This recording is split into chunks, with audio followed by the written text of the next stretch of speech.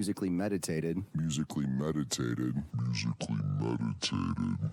All right. Welcome to Musically Meditated Podcast. I'm your host, Joe Riley, and I have a friend of mine. He's been here before, and his name is Ed Deveney. What's up, Ed? All right. Thanks for coming again, man. No problem. The last time Ed was on, it was the Morrissey episode. We defend defense. in defense of Morrissey, and everybody go back and check that out if you missed it. And it did really well. Hold on. Let me pat myself on the back. Will you pat my shoulder? No, but Ed, we did. Look, there you go. We did well. A lot of episodes. You'll hear feedback. Yeah. That one got a lot of feedback. Really? A lot of positive feedback. A lot of people from England. A lot of people from Mexico, South America, and they said they want another Morrissey episode. Yeah, I was looking at that. I'm like, oh man. Oh man, but yeah, they liked it, and maybe I don't know. I have an idea. We could maybe do the top 10 reasons why Morrissey is more punk rock than you. Yeah.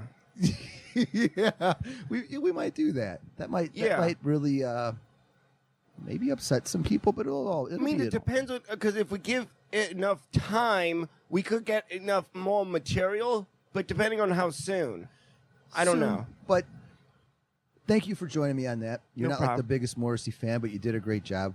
Everybody. Oh, I forgot about it. What I said about the thing is Morrissey. I forgot to say this. Morrissey sounds kind of like a non-sexual but male version of Sade. Yeah, that's a good point. I love Sade, but it's kind of hard to say non-sexual and Sade in the same sentence because when she sings, it's like sex just falls out of her mouth. Yeah. But in a good way. Yeah. Because it's like slow erotic. It's not like the saxophones on Cinemax. Yeah, not that skin porn.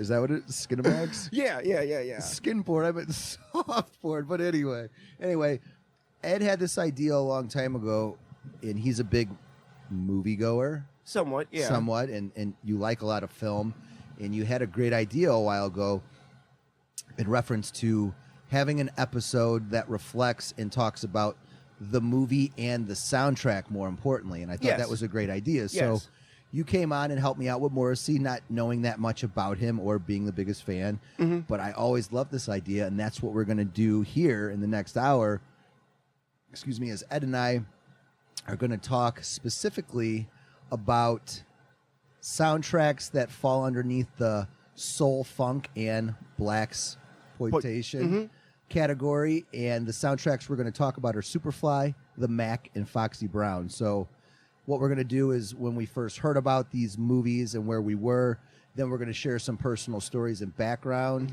about ourselves when these particular films and or soundtracks or genres came into our life and how they made an impact on us. And then we're going to dive deep into the background of Superfly, the Mack, and Foxy Brown. Okay. And, let the listener know a little bit about those composers, which is Curtis Mayfield and Willie Hutch primarily, and we're going to have some fun. And hopefully by the end of listening to the episode, you either hopefully listen to the music on YouTube, and even more so, maybe watch the movie, rent it at a library. Yeah, rent it at the library. It's free. Yeah. And Superfly is like one of the greatest movies of all time. That's pretty cool. And I think it was in the top 500 or maybe 50 greatest records of all time, according to Rolling Stone. Okay. Yeah, so I mean, it has a very huge, I don't know, positive reputation and street cred, so to speak, in the music world. Like, okay. I would hope that everyone listening has listened to Superfly or at least seen the movie. If not, that's okay. Please go back and check it out. Yeah. Right, Ed? Yeah. So let's do that, Ed. Let's hear your personal story about how you were first exposed to these films and or soundtracks and blaxploitation films. Okay, let me try a jump without getting it. So my sister was into music. I was like, she had like maybe 100 and some CDs. I was like thinking, you know what? You got the music. Why don't I talk about movies and that? So that's how I got into movies. Okay, let's go back to blaxploitation. So the thing is, my mom would play Shaft soundtrack. That would be the major soundtrack. And ironically, I just recently seen Shaft, and I could see that's a good movie. That is a good movie. Shout out to your mom. Yes, shout out to Susan Paulson. Susan. And then the thing is, one funny awkward story about Shaft is sometimes during it was high school, middle school, where it's like, hey, you could put a CD, and you could we could run a couple laps to the CD. So I'm like, why don't we play Shaft? So we put Shaft. It was like, oh, okay, that has a decent pace. But then it gets to the song, Do Your Thing. It's like, do your thing. And you can't run to that. Do your thing. Do your thing. It was really awkward because it was just like, yeah. And it's just like, oh, this is stupid. This is stupid. Like, the song's good. It's like, Ed, did you even think about the pace? No. I just thought about the music. And then the second thing is, black exploitation to me was the first genre I really got into, because I got into Trauma with Toxic Avenger, but that was cool. a company, whereas black exploitation was the first genre. Genre would be like crime films, musicals, or when you just do stuff specific.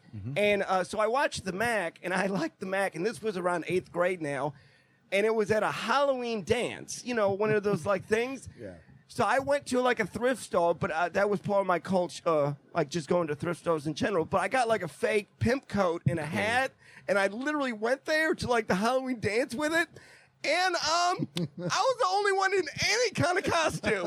There was not even a girl with like a cattail on it. Like, Nobody came as the Crow. There was no Brandon Lee the Crow.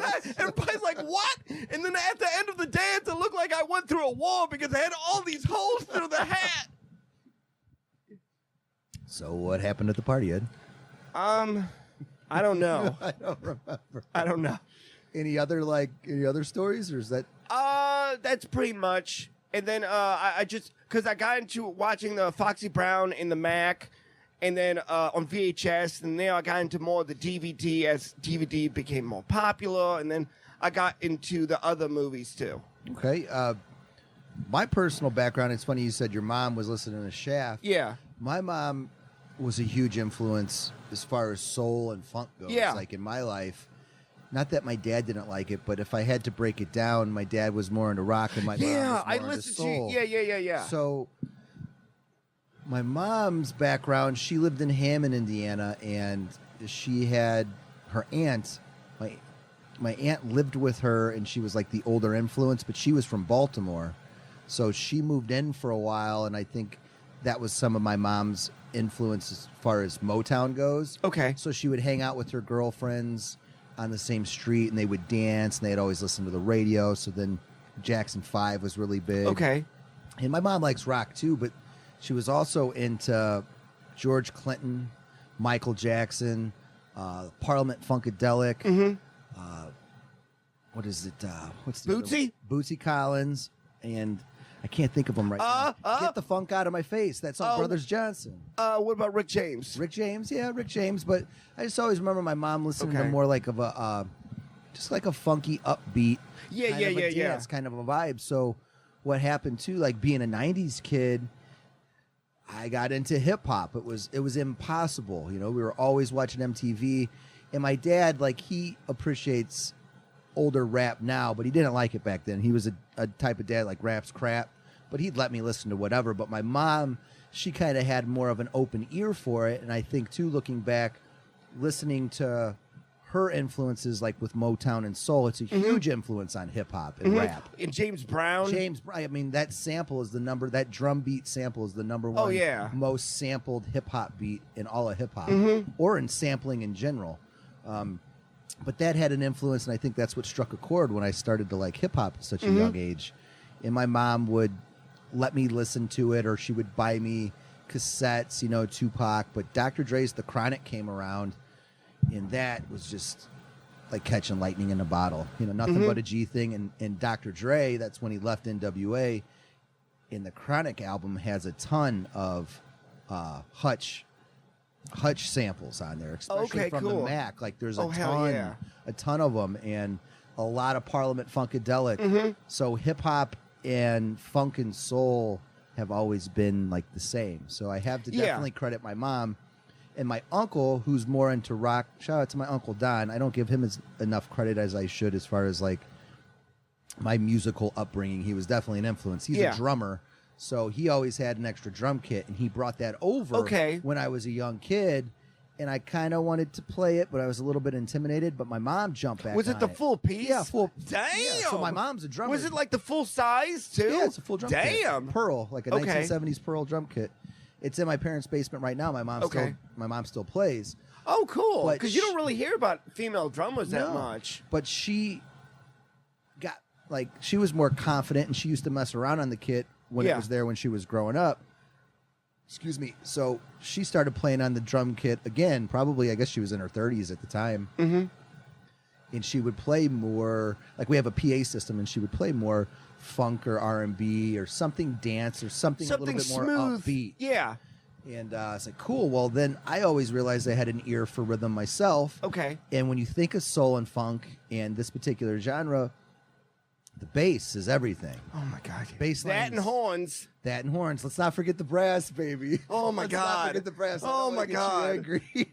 But the bass, I really loved Korn when they first came out. I really loved Metallica and Geezer Butler from Sabbath and so on and so forth. But the bass with hip hop and those bass lines that Dr. Dre was using for old NWA or Eazy-E or the whole West Coast sound. Let's just keep it real here, Ed. The whole West Coast sound is a cut or a part of this soul or blaxploitation from the 70s. It really is.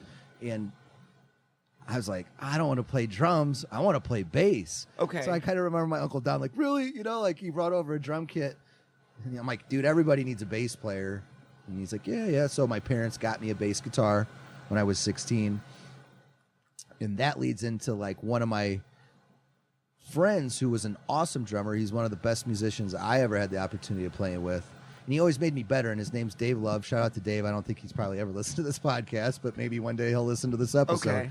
He's one of the best musicians that I know. He could pick up any instrument and just be better than you on it. It's frustrating, but he's that guy. Oh, that's a bass. Then he plays the Nintendo. And you know how people Super say, Mario Brothers? I could beat you with one arm behind my back. Let me just cover my one ear. I'm still better.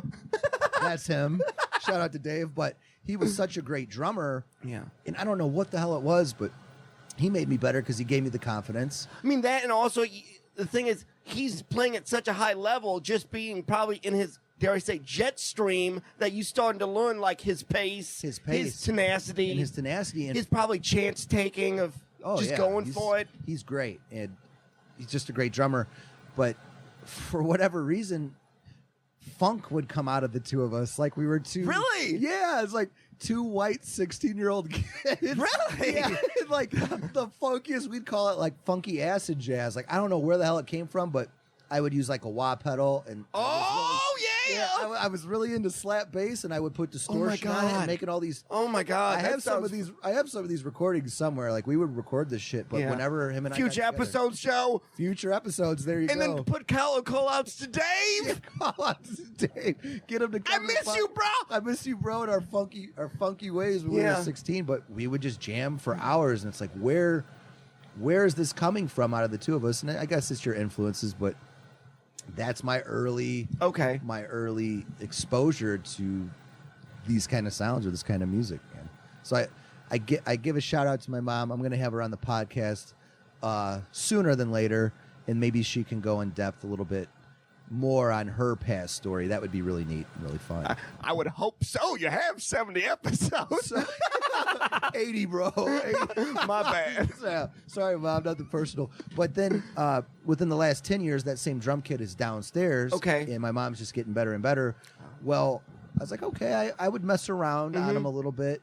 And a lot of hip-hop shit I'd like to play the drums to. So when I was re-listening and revisiting to Superfly the today, things I showed you. the things you showed me and suggested, Superfly, whatchamacallit, what's his name?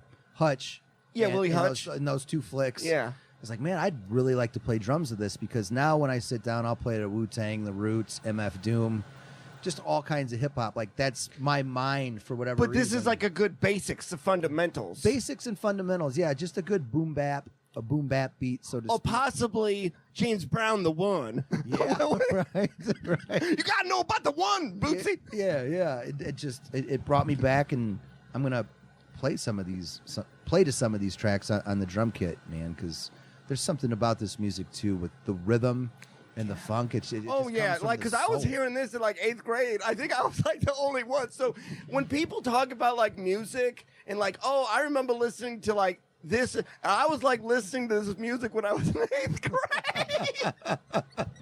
Wearing velvet suits to parties. I Ed, wish. it's not Halloween anymore, bro. You mean because and I also have a predilection to wearing like if I had like skinnier and maybe more money or something going to more thrift stores, I would wear all these 70s fashion. I love it. I love the big collars. I love the patterns. I love it. You're a pattern guy. You're always wearing some cool I pants. wish I could. Yeah, more. Yeah. I got to pull up some more thrift Yeah. thrift store threads. Mhm. But let's do that, man. Let's move right into Superfly. Okay. I just want to hear your story, your Superfly story. Where were you when you first watched that? Who were you with?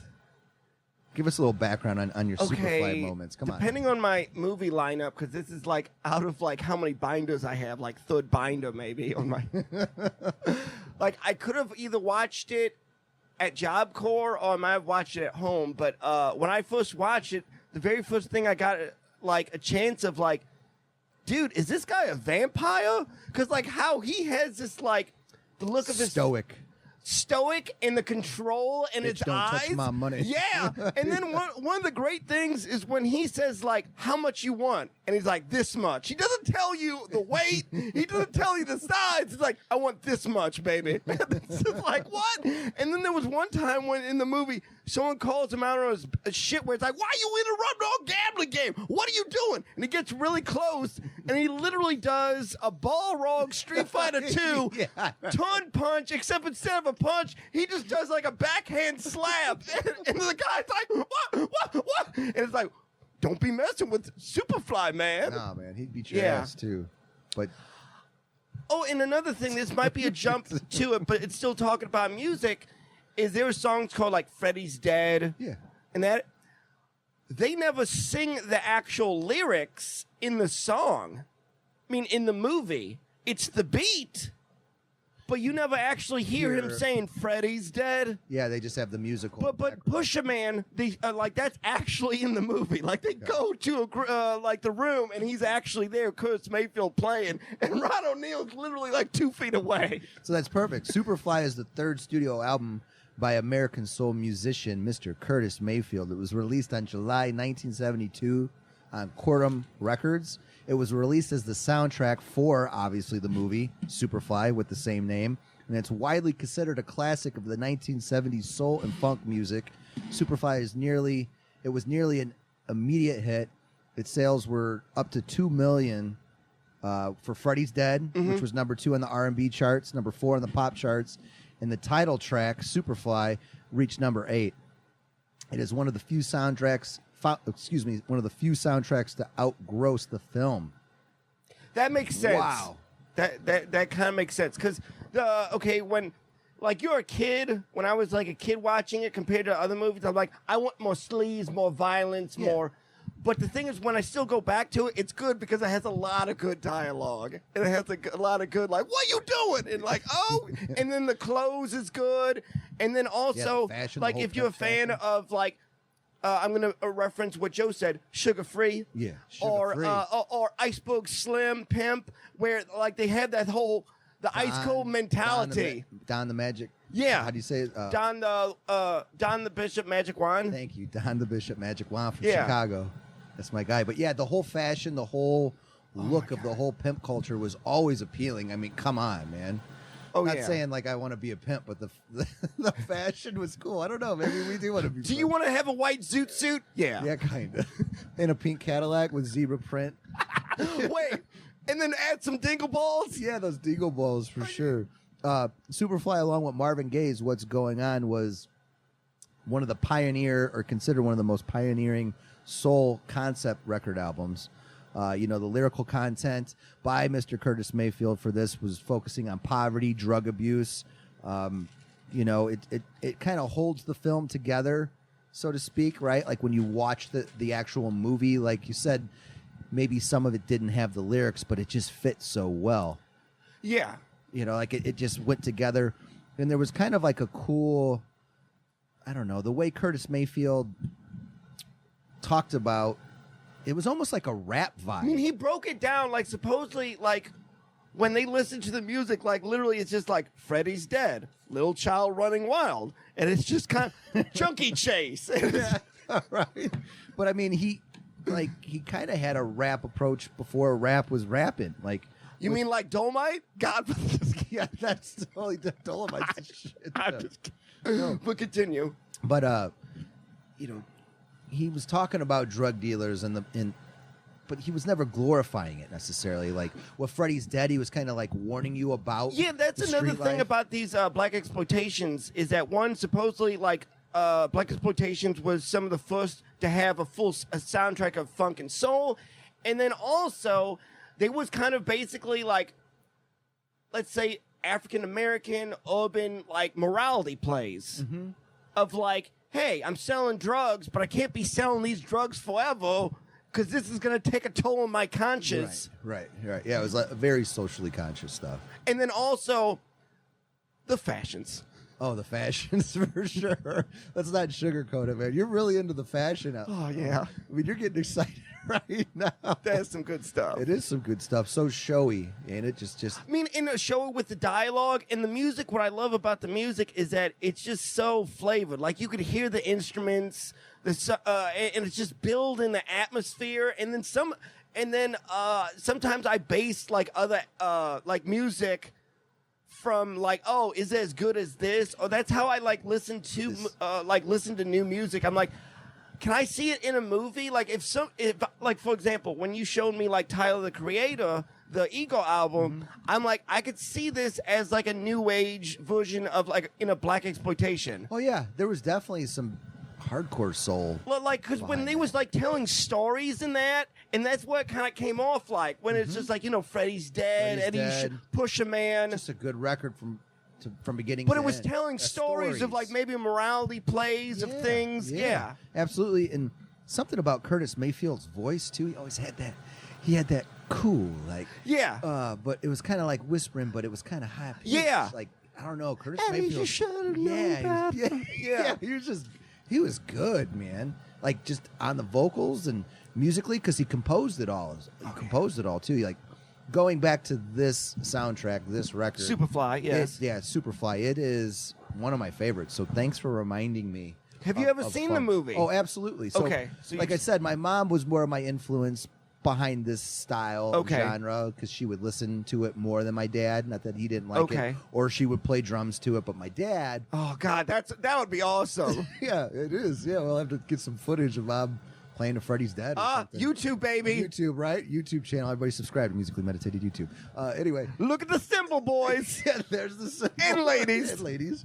But my dad and I, he would always show me, like, we would watch more movies together. Okay. And he's just the king of, like, dude, check this out. Like, Superfly was one of them. Okay. So that's what I remember. Like, hey, and then we would just laugh. And then, my mom, like, would come into the room, too. Like, oh, this is, Freddy's Dead or Superfly. Like, just just a good back and forth between the whole family, so to speak. But I remember watching this with my dad probably when I was in middle school or late elementary, like fifth. Damn! Oh yeah. Damn, that was only the this, son. Damn. But yeah, that was my first time I remember watching this it. Could be of the songs. I mean, of the albums, would this be the most utilizing more instruments? Instruments, yeah. I'm glad you brought that up with the musical aspect of this because I read this a long time ago and I thought it was crazy. Curtis Mayfield taught himself how to play guitar, tuning it to the black keys of the piano, giving the guitar an open F-sharp tuning that he used throughout his career. So he would tune it, instead of E-A-D-G, he would tune it to F. So it was F-A-F-D-G. No, F-A-F-G. That's weird. Like... And then he would have to structure his fingers differently too when he would play a song. So he would tune the top string to F instead of it's just weird. What else? He primarily sang in a falsetto register, adding other flavor to the music, like we kind of mentioned. And this was not unique in itself, but most singers sing primarily in the modal. Is that how you say it? Modal register. So he was doing different shit, but his guitar playing, singing, and social aware songwriting influenced a range of artists artists, including Jimi Hendrix, Bob Marley, Tracy Chapman, Sly Stone, Marvin Gaye, Stevie Wonder, and Sinead O'Connor. So, I didn't know that. yeah. Oh. Influencing them. Like, I know, but yeah. think about it, like more of the social conscious shit. Like, this was, he was a big deal. And being man. more open about it, too. Yeah, being more open. But I always thought that was crazy how he taught himself how to play the guitar, but he rearranged it to the black keys of a piano, giving the guitar an open F sharp tuning that he used throughout his career. Because his bass lines always stuck out, like they stood out to me too. Okay. You know, like I don't know if that's just how my brain's wired, but man, yeah, musically, like the brass too for him was amazing. You know, so what about you, music wise, with Mr. Curtis Mayfield and on Superfly that really sticks out to you? His comes off as more like, because of the soft approach and just like kind of more elegant and just kind of more, dare I say, the easily listening of the bunch. Mm-hmm. Smooth. More relaxed. More relaxed. Just more. Yeah. You know, just a lot of jive too. Not jive talking. Right? Like, you know, like Curtis always was good at like the before rap and like breaking down the story and kind of dodging and weaving, going in. Oh, you mean Pusha Man? Yeah, Pusha Man, exactly. Like what? Because, and then this is maybe a bad reference, but I'll throw it out here. Like when the Meredith Brooks song came out, you know, the bitch. I'm like, hey, when she just naming stuff, I'm like, that's kind of like Curtis Mayfield, Pusha Man. Yeah, it is. It is. But yeah, man, the cars. Back to just like the film, like the cars, the fashion.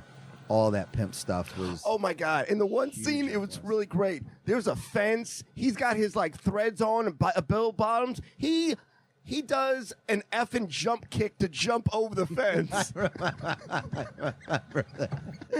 like, that's wonderful. Who was the director of this? And do you know? Okay, this is where it gets kind of like, because sometimes when you go into B-movie world, so this was a low-budget B movie. Somewhat. Okay, so Shaft was directed by Gordon Parks. This was rumored to be directed by his son, Gordon Parks Jr. Why is there any need for a rumor? But the rumor was that they just did put the son's name on it to make it look like, oh, crap. Oh. But supposedly it was someone else who did it. And then also is that they didn't ever had to be that guy. They never had a full script, but they did it kind of like a Woody Allen film where they just fed him lines and they just said, go with it. Oh, really? That's what I heard, where they kind of did it like a Woody Allen, where it's like, here's a couple of lines, let's just see how it goes. Do you know if Curtis Mayfield composed the music before or after? Probably after the movie, right? Did he have to watch it first, or did he already have it? If anybody knows, let us know, because I have no idea. It could have been maybe he read this. Oh, yeah, because the script was being made. It could have been he watched the movie and he made it that way. Because there's very few movies where they make the music before, like, but that's a whole different thing. I don't want to get off tangent. Yeah, and another thing, back in the day, like in the 70s and the 80s, for sure, a lot of soundtracks were the complete, one artist did the whole thing. Is that correct? Because more in the 90s... I've noticed that too. Right? I mean, people let us know if that's right or wrong, because in the 90s where we grew up, it's pick and choose. Pick and choose, like there would be different songs by each artist to make up a soundtrack. I don't even know if they do that shit anymore. Like, but I thought like George Clinton, the of Parliament, he has like been in charge of soundtracks, but I don't think he's actually made like songs, but I think he did like was the man who like, okay. Like the executive producer, I think which so. is basically... Or arranged it, or like, okay, this is what we're going to do. Executive producers for albums are basically the ones that have the money. They get the final say-so because they're the ones fronting their cash to do it. That's the impression. Okay, because I remember, like, I think George Clinton didn't have stuff dealing with soundtracks. Okay. But then it wasn't like Foxy Brown, Black Caesar, Superfly, or the Mack, where it was just like, oh, it's its own universe. But, you know, in the 90s, we got, like, you know, Blink-182 with something, Hoobastank. Hey, man, there's some great 90s soundtracks, because that's what I want to do next time. You know, you pick you pick 3 movies here and kind of the same theme. I want to pick some of my favorite soundtracks, and then we could do that for another episode. Okay. Like I'll probably do like focus on metal or alternative, 3 records, and then maybe hip hop as well. So we'll do that in the future. But now let's move on to the Mack, which the background on that is Mr. Willie Hutch. composed that music. And Willie Hutch was born in 1944 in Los Angeles, but he was raised in Dallas. And then he was spotted by a Motown producer named Hal Davis, and he actually wrote the lyrics for "I'll Be There" by the Jackson 5. So his early background, was for the Jackson 5, and the song was recorded by the group the morning after Hutch received a call by Mr. Berry Gordy, and then he signed him to be a staff writer, arranger, producer, and musician shortly thereafter. So those are some really big credentials back there for Mr. Willie Hutch, if you folks did not know that. Because, Yeah. Mr. Berry Gordy, I don't know, he might be in charge of like some weird hidden, but like I'm trying to make a lame joke here, but some kind of weird like subset, I don't know, sacrificial. I mean, because of how much prospects he's found, of like a Svengali, it's just Yeah, like, like a how are Svengali. you this lucky? Yeah, how you this lucky? Like I'm just saying, he's such a powerful guy, and his name Berry Gordy, like he's just on top of the. But the thing is, before Berry Gordy, no one was really noticing, and then he put them like, no, I'm going to notice you. Yeah, exactly. But I did not know that about Willie Hutch. Composed "I'll Be There" for the Jackson 5. So then Berry Gordy signed him. Hutch later co-wrote songs that were recorded by the Jackson 5 and Michael Jackson, Smokey Robinson, The Miracles, and Marvin Gaye. He started recording albums for Motown, releasing the Fully Exposed album that year, and then the Mack in 1973. Hutch has had several R&B hits during this period of time. Brothers Gonna Work It Out, Slick. He also recorded the soundtrack for Foxy Brown, which we're also going to talk about. Okay. And he recorded at least 6 albums at Motown, peaking at 1975 single Love Power, which reached number 4. Then he left Motown in 1977 and went to Whitfield Records. So a little background on Mr. Willie Hutch there. But what's your first, take or first time you got to see the Mack, and give us a little bit of background on the Mack? I just seen it. Like, I thought it was slow because I think I was getting into comedy because I still want to be a comedian because I'm an aspiring comedian, but I'm on hiatus. And the whole Richard Pryor, because Richard Pryor was in it. I'm like, no shit. Yeah. So I watch it where Richard Pryor's like in it and out of it, like not throughout, but he is there. And He's not like he's a main character, but he's not like he's a supporting. He's the pimp's assistant. right. And I enjoyed it. I watched it. It was good. I don't know if have you seen this film? Yes. Okay. I like when they have like the pimp softball game. Yeah.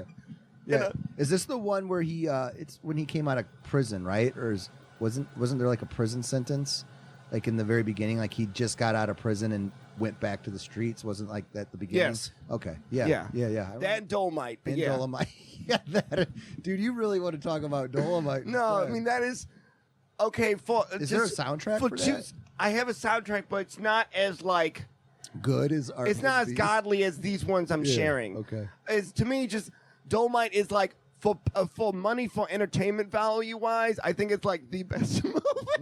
It is pretty bad. Yeah. Because like each scene to me, it's like you remember that, you remember that. I'm like good times. Okay, back to the Mack. Yeah. Back to the Mac. Max Julian. Okay. That is the guy who plays the pimp. Oh, all right. And trivia thing, where did he get his advice from?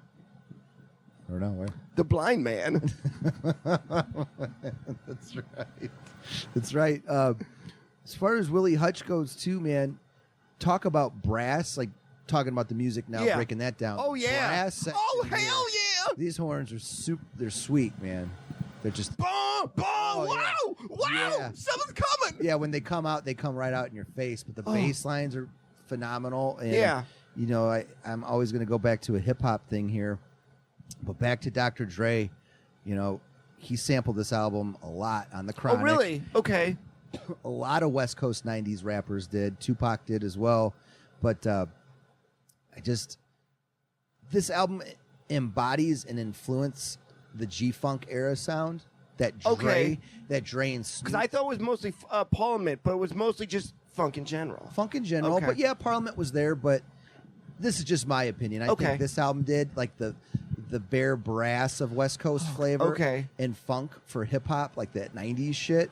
I think it was a huge influence, and the G-Funk era sound And the weird thing that I found out today is Hutch here, Mr. Willie Hutch, okay,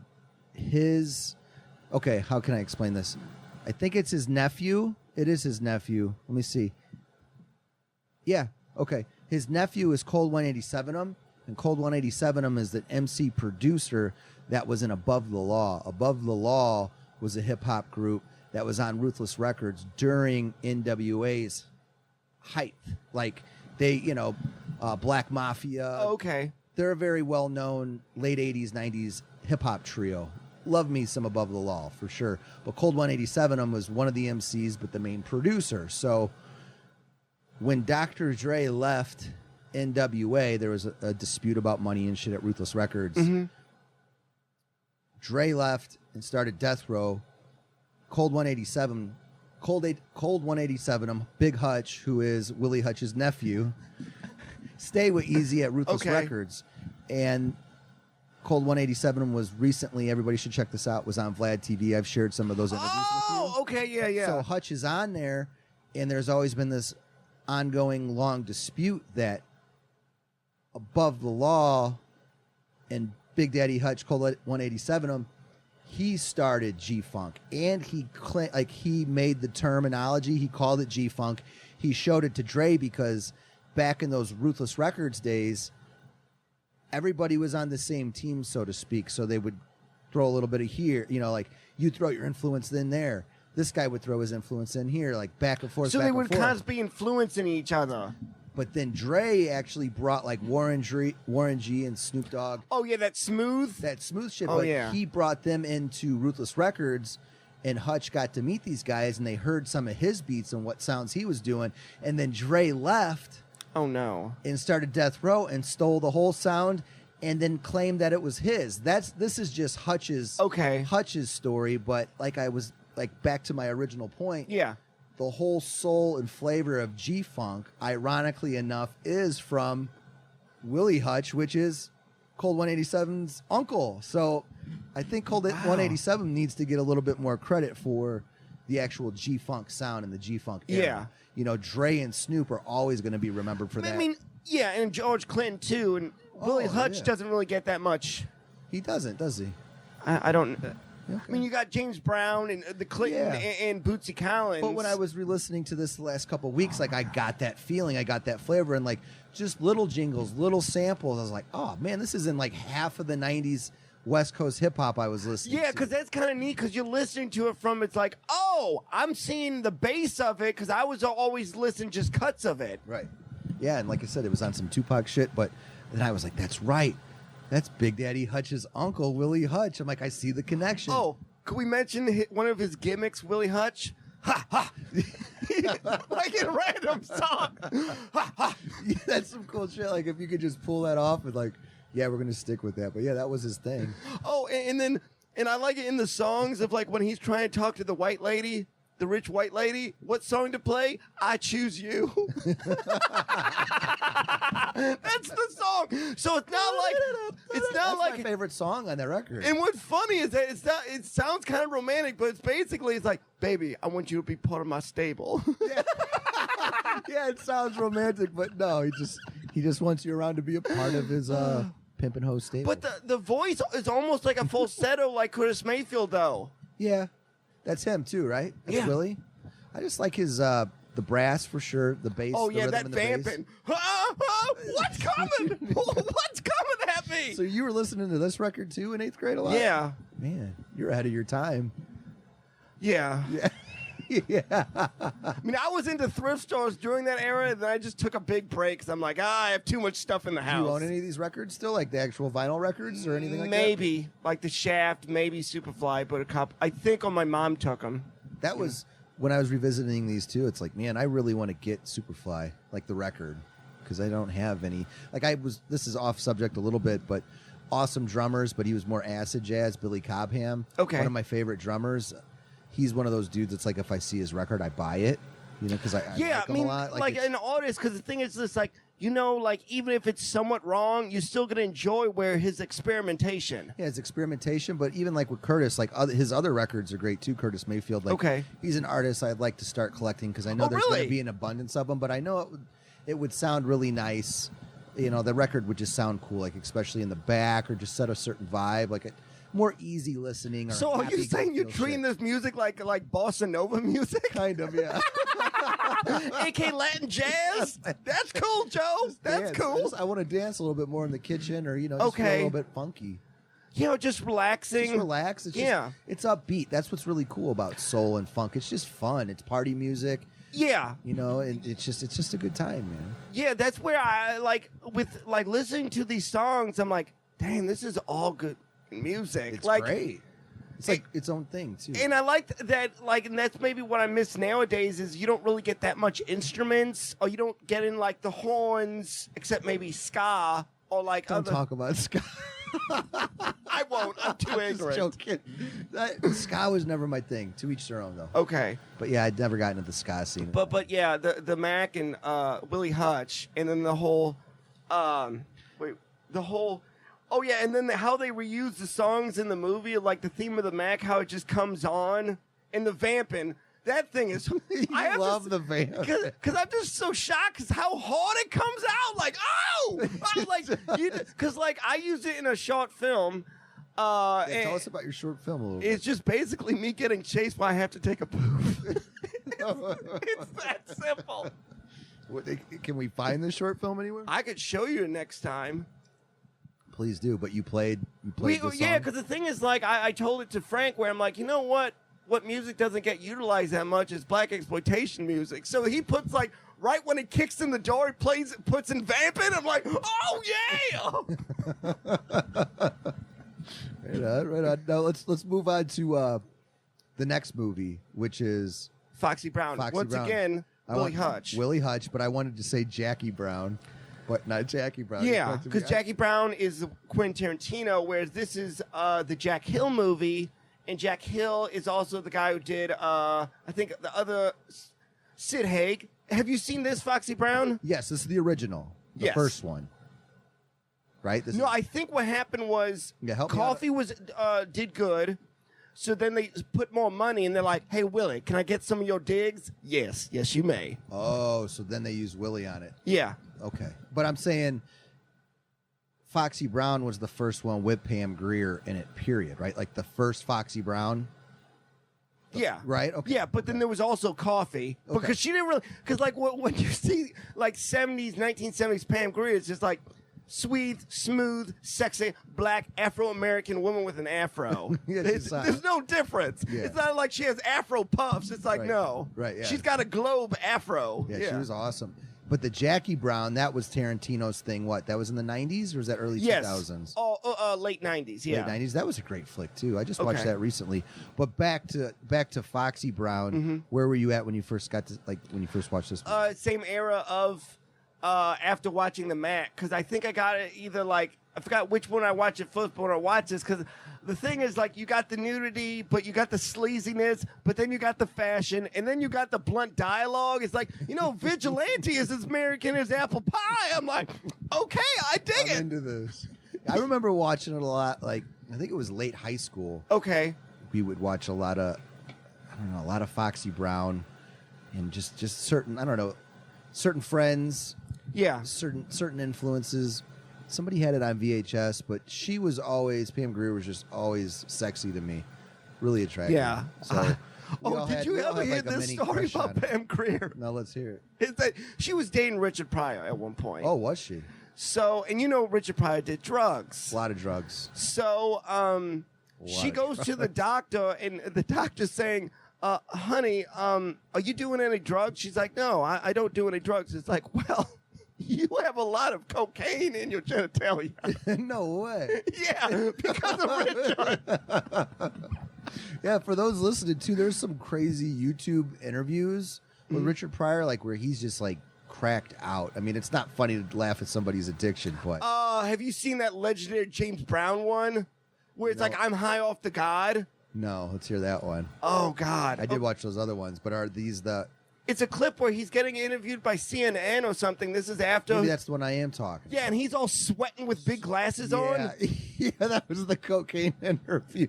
Yeah. No drugs, just Jesus. Just Jesus. Yeah, he's geeked out of his mind. Yeah. But no, I did not know that story. So it was all on her genital region.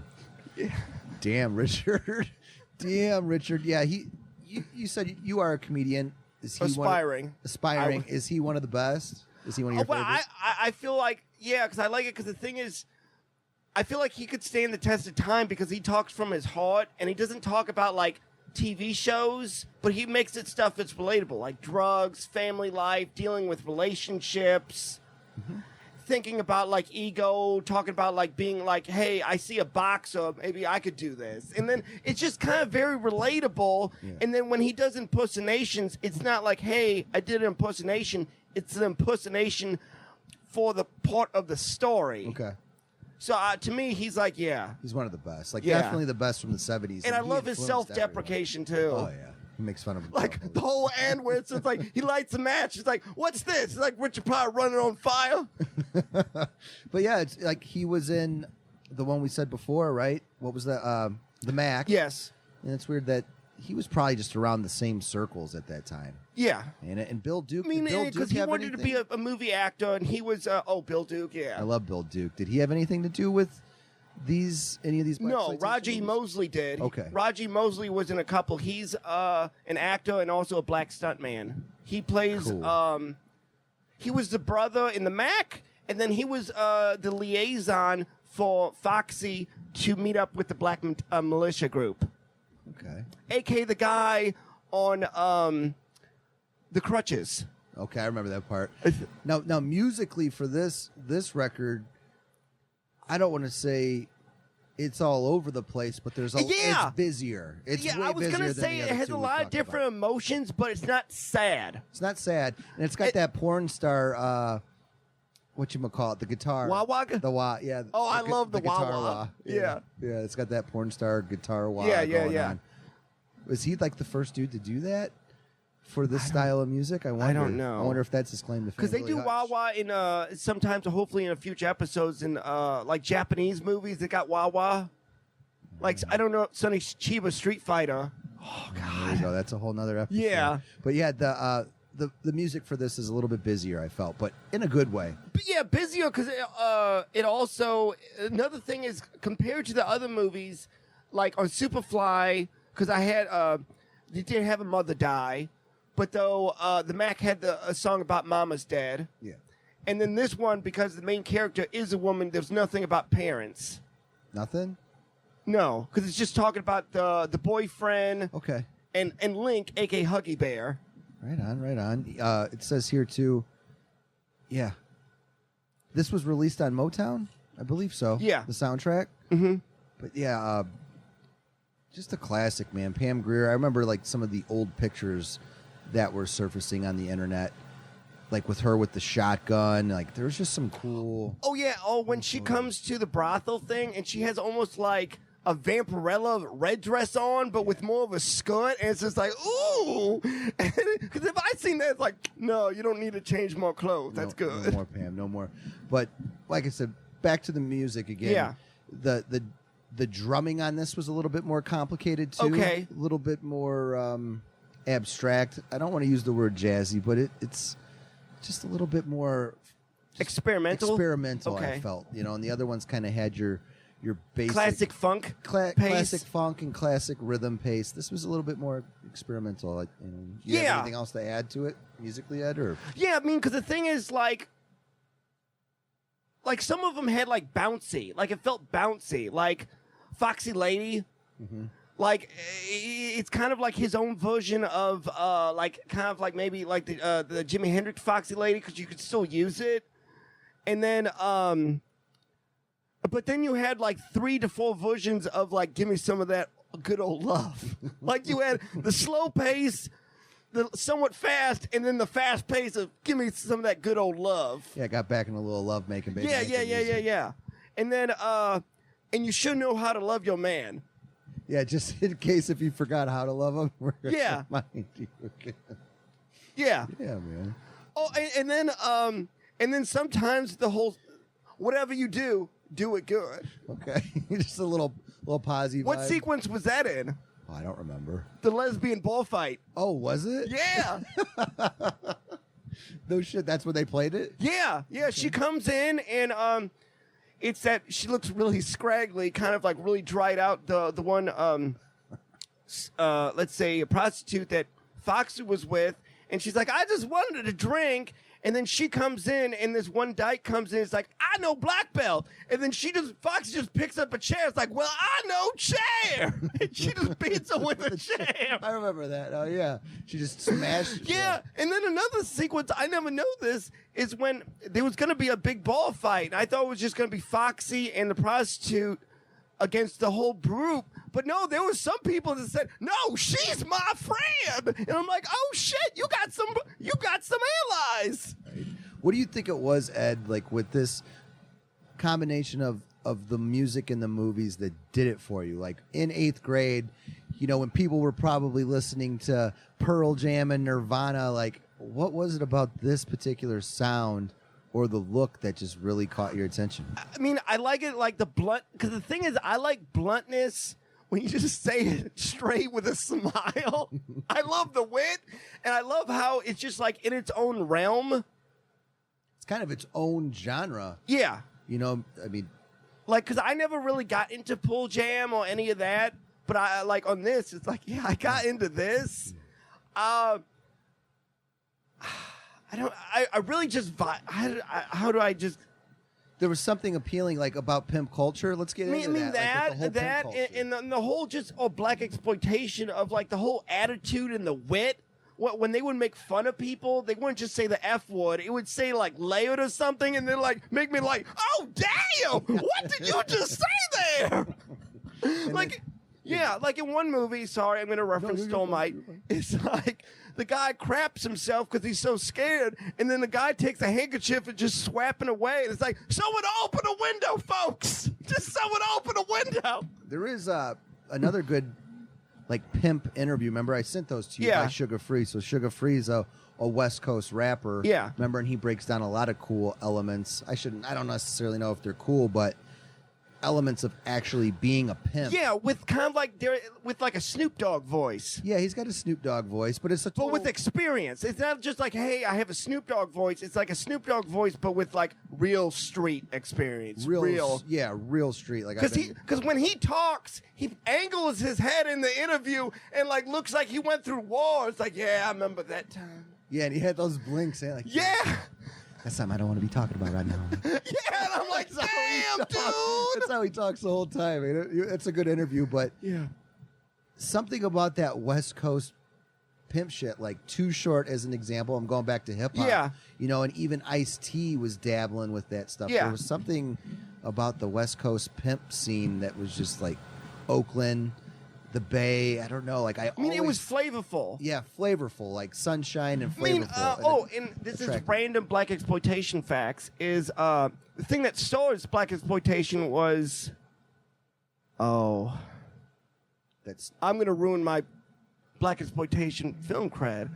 Was the song called "Sweet Sweetback's Badass Song," and supposedly I think the people who did the music, Earth, Wind and Fire. I think Earth, Wind and Fire. And then I don't know if you knew this, is one of the big spotlight for Prince was the black exploitation movie JD's Revenge. Did not know that because Prince had a little bit of a rival there with Rick James. Rick James. Oh yeah. Oh yeah. Did you watch those? I did watch those. Those things are great. Yeah. Tell people about those real quick. Ed. So on Showtime, or you just look on YouTube, just called Tales from the Tour Bus or Tales from the Tour, and it's people just narrating stories, but it's animated like King of the Hill style because that's the animator, and it's great. It's great. It's great. You got James Brown, and you also got the first season Outlaw Country. And when I say Outlaw Country, you at least you know you're gonna get a gun. Yeah, yeah, right.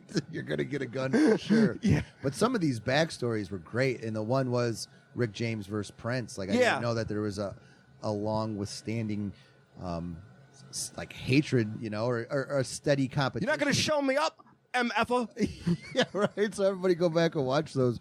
But back again to the West Coast pimp sound. Yeah. And just the look. It was always appealing to me. I don't know what it is. Like the whole culture and the flashiness. It's just, and the whole organic. Like, it just kind of came all organic and flow. but Superfly that movie took place in New York, didn't it? I think so. Yeah. Okay, so I guess Pimpin' doesn't have an address No. or a zip No, code. that's 45th Street. You could say like 45th Street, and that was like 45th Street. That's usually they call it like Grindhouse. That's where it used to have like 3 movies for like $250. Yeah, all that. And that's where people would say, and I'll segue back to music. Yeah. And that's where people say like, oh, maybe like going to the movie theaters was actually more dangerous than the movies themselves, like getting robbed or positioned or stuff. Great on. And dare I say, glory holes in the bathroom. Glory holes in the bathroom on 45th. But Ed, this has been a lot of fun. I like the idea. We're gonna do some more soundtracks. Okay. And also potentially just theme songs with individual songs. Yeah. So I could tell you some anime songs. And ones that actually provokes me to cry. Because I'm like, oh my God, it moves my heart so strong. But I think to close this out, the fundamentals of soul and funk for me, it's all about the bass tone Okay. and the rhythm and the drums. And I guess the narrator, you know, Yes, there's always yes. a perfect narrator for these songs. Hey, you forgot one thing. What's that? The brass, The baby. brass. I know. I was waiting for you to come in with the brass. I'm sorry to neglect the brass. No, that's good. And the guitar too for funk. It's always. I don't want to say it's in the background, but it's just another layer. It's not up front in your face. Yeah. And I've always appreciated that, like, because I'm a rhythm dude. So it would play its part, but it didn't take over. Oh, talking about funk, back in the day near where Woodmore Mall used to be, there used to be an actual like funk jam session at La Rosa's. Did you ever know that? No, Oh, that was badass. You used to go to it? Yeah, I went there a couple times. It was just a jam session, and they would just be playing funk. Awesome, man. Yeah. But yeah, everyone that's listening, if there's any other soundtracks or movie soundtracks you would like us to break down musically like we did, just let us know and reach out, you know, on social media, and Ed and I will go over it. But what I want to do next time is we could maybe do another funk, because I know there's more albums that you'd like to talk about, or soundtracks in a funk element, but Possibly maybe Italian horror or something. Yeah, we could do that. Okay. We could do that. What, the zombie soundtrack or something? From Goblins. Oh, Goblin, yeah, and Suspiria. Yeah. Yeah, that would be fun. And then, like I said, 90s, because that's when I grew up, so there's a lot of soundtracks that I'd like to maybe touch on. I mean, like right off the top of my head, Crow, the first Crow soundtrack was huge. Everybody had to have that. And maybe for like Latin jazz, a basic 4 Rooms. 4 Rooms, yeah, I love that movie. That's a good one. Above the Rim was huge too. Oh crap! Murder Was the Case. That's, Point Blank. No, Gross Point Blank. The where he's a hitman.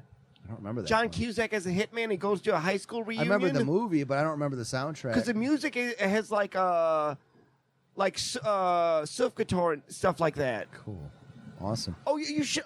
Okay, then I'll check that out. But I'll yeah. throw it at you then later on. But all the listeners too, if there's any soundtracks that you think we should check out and revisit, and discuss, just reach out to us. Any place on social media, it's there. Musically Meditated is available on YouTube, Stitcher, Spotify, everywhere. So please make sure you download and subscribe. The numbers are doing well. Ed, thanks for coming again. Okay, I'm just saying the movies that we referenced: Superfly, The Mack, and Foxy Brown. Foxy Brown. If watch the movie, at least and listen to music, at least one of them would give you a smile, because there's a lot going on in the movie. You got the pacing, the action, the dialogue, and the great music. Yeah, it's a good connection of all of those different. Listen to it on YouTube. Yeah. That's something I don't know. I mean, are they getting away from that now? What are you talking about? Just I'll call them the 5 elements. You know, like the good dialogue, everything, the casting, the humor, whatever it is about the movie, but along with the quality soundtrack. Like, is that really still a thing? Like it can if you spend time, but it seems like when you have like a movie like Spider-Man, it'll be like, oh, this artist and this artist. Yeah, they just piece it together. But then there's some movies like, I think, like referencing a musician, I think Nick Cave wrote a movie. I forgot what movie it was. Nick Cave is great. But then he also wrote, I think, the soundtrack. I forgot what movie it was, but he wrote the movie and the soundtrack to it. I'll do research. Yeah, but yeah. like the RZA was great too from Wu-Tang with all the Kill Bill stuff. Oh, and you know he did Ghost Dog too. Yeah, he did. Yeah. He did. And who else? I was just going to say somebody else. I just drew a blank. But yeah, the RZA's great. There's a lot of them. Yeah, and then Halloween too. John Carpenter. Yeah, he and doesn't then get enough. sometime reference my greatest island record, Vampire Lesbos.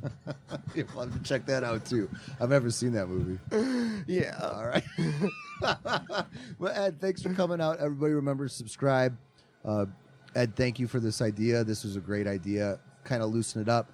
I was getting constructive criticism as far as, hey, man, you're always talking about metal, hip hop, or punk, and hey, funk players, hey, rhythm and blues players, why don't you listen and maybe talk on here? Yeah, and talk on here and come on and maybe break down some musical elements of funk. But thanks for coming in. No problem. And just throwing some different splashes of music in here. I thought it was a cool idea, and we'll have you on again. So, like I said, everybody remember to subscribe and share. And Ed will be back. He'll be back. But watch those movies, like Ed said. Thanks They're again. fun. I appreciate it. Thanks, and dude. Thanks for letting me do this. All right, everybody. I'll see you next week. Adios. I'm musically meditated. That's right. I'm musically meditated. That's right. I'm musically meditated.